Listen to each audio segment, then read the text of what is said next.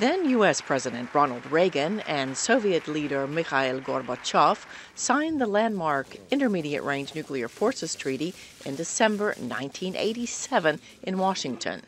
32 years later, Secretary of State Mike Pompeo said the U.S. is suspending its treaty obligations. Russia has jeopardized the United States' security interest, and we can no longer be restricted by the treaty while Russia shamelessly violates it.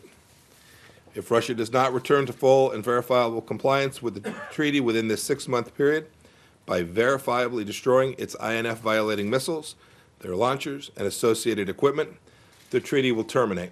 Without mentioning Russia by name, President Donald Trump said one side is not in compliance. One side has not been adhering to it. We have, but one side hasn't. So unless they're going to adhere, we shouldn't be the only one.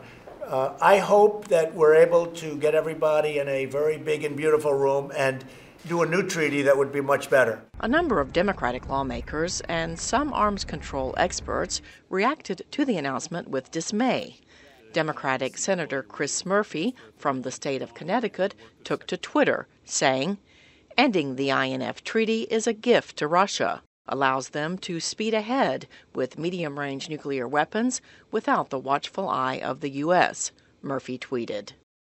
Some experts downplayed the risk of a new arms race, but said the U.S. should work closely with its NATO allies over the next 6 months until the treaty is terminated. During this 6 months, it behooves the U.S., if the Russians, which is highly likely, won't come back into compliance, to strengthen NATO, to support NATO, make sure NATO's military capabilities are up to par, and begin to discuss what it would take to offset growing Russian violations of the INF in the missile world. Secretary Pompeo thanked NATO for its support and signaled the U.S. would continue to work closely with its allies.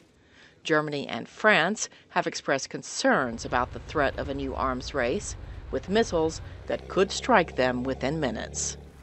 Cindy Saine, VOA News, the State Department.